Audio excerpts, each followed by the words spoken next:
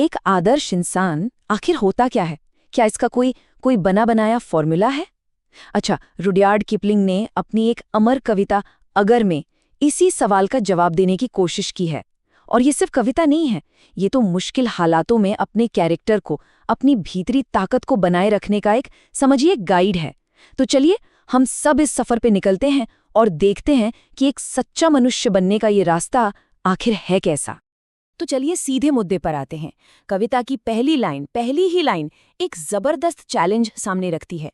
जरा सोचिए, एक ऐसे पल के बारे में जब चारों तरफ बस अफरा तफरी मची हो, लोग अपना आपा खो रहे हों और हर कोई अपनी गलती का ठीकरा किसी और के सिर फोड़ रहा हो। ऐसे में एकदम शांत बने रहना सच में नामुमकिन सा लगता है ना? बस किपलिंग यहीं से सेल्फ कंट्रोल की पहली और सबसे बड़ी परीक्षा की बात शुरू करते हैं। हाँ, तो किपलिंग यहाँ कोई हवा में बातें नहीं कर रहे। वो तो एक मजबूत इमारत की तरह कैरेक्टर को बनाने की बात करते हैं। और इसकी शुरुआत कहाँ से होती है? सबसे ज़रूरी चीज़ से, यानी उसकी नींव से। और वो नींव क्या है? खुद पर, अपने मन पर पूरी तरह से कंट्रोल पाना। अब देखिए, इस बात में जो चीज़ सच में दिलचस्प है वो है इसका गजब का बैलेंस। ये कोई अंधा कॉन्फिडेंस नहीं है कि भाई मैं ही सही हूं। नहीं, ये एक गहरा, एक समझदार विश्वास है। एक ऐसा विश्वास जो ये कहता है कि हाँ, मुझे खुद पर यकीन है, लेकिन साथ ही मैं दूसरों की शंकाओं को सुनने और समझने की भी हिम्मत रखता हूं और उनसे डिगते भी नहीं। ये घमंड नहीं है, ये है असली सेल्फ ट्रस्ट। यहाँ बात सिर्फ चीज़ों को सहने की नहीं है। नहीं, बात है एक्टिव होकर अपने उसूलों पर टिके रहने की। सोचिए, जब किसी के चारों तरफ झूठ, नफरत और जल्दबाजी का माहौल हो, तब भी वो अपनी सच्चाई और अपनी शांति न छोड़े। जब किसी पर कीचड़ उछाला जा रहा हो, तब भी खुद को साफ रखना। असली ताकत तो इसी में है। तो अपने मन को साधने के बाद किपलिंग हमें जिंदगी के दो सबसे बड़े पोल्स के बीच ले जाते हैं। एक तरफ है हमारे सपने और दूसरी तरफ हमारी नाकामयाबियां। ये लाइनें एक बहुत ही जरूरी फर्क सिखाती हैं कि सपने देखो, बिल्कुल देखो, पर सपनों को खुद पर हावी मत होने दो। सोचो, पर अपनी सोच के गुलाम मत बनो। मतलब ये कि हमारे विचार और हमारे सपने हमारे टूल्स हैं, हमारे मालिक नहीं। उन्हें हमें इस्तेमाल करना है, उनके हाथों इस्तेमाल नहीं होना है। और अब आता है इस कविता का शायद सबसे पावरफुल आइडिया। जीत और हार दोनों को धोखेबाज या इम्पोस्टर्स कहा गया है। अब सवाल है क्यों? क्योंकि देखो, जीत हमें घमंडी बना सकती है और हार हमें पूरी तरह से तोड़ सकती है। किपलिंग कहते हैं कि ये दोनों ही बस एक छलावा हैं, टेम्पररी हैं। इनसे ऊपर उठकर इन दोनों को एक ही तरह से देखना, बस वही असली बैलेंस है।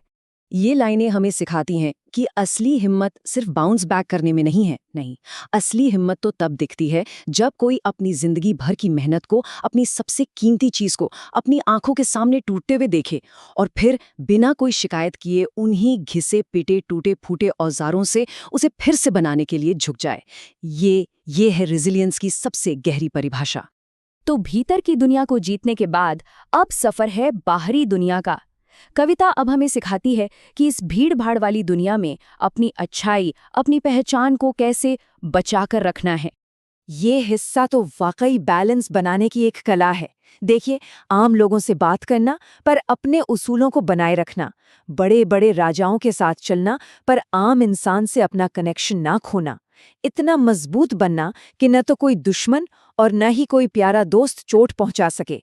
हर इंसान की गिनती हो पर कोई भी जरूरत से ज्यादा हावी ना हो। मतलब सबको अहमियत देना पर किसी पर इतना भी निर्भर ना होना कि उसके बिना काम ही ना चले। है ना ये कमाल का बैलेंस?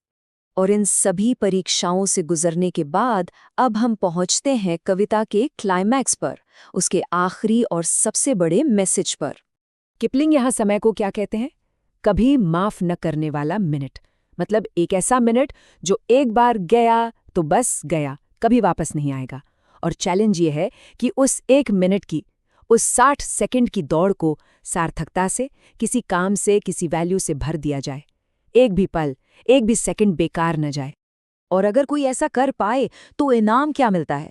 पहला इनाम, ये धरती और इस पर जो कुछ भी है सब तुम्हारा है। अब इसका मतलब कोई जमीन जायदाद नहीं है।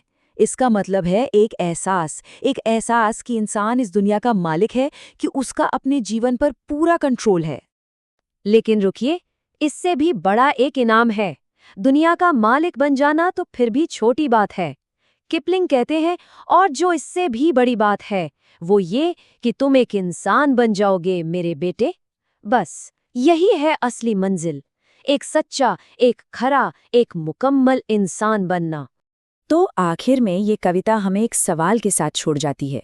एक ऐसा सवाल जो 100 साल बाद भी उतना ही जरूरी लगता है जितना तब था। आज की दुनिया में, इस भाग-दौड़ भरी जिंदगी में एक सच्चा मनुष्य होने का आखिर मतलब क्या है? इन आदर्शों की आज क्या जगह है? ये वो सवाल है जिसका जवाब हम सबको अपने अपने अंदर खोजना है।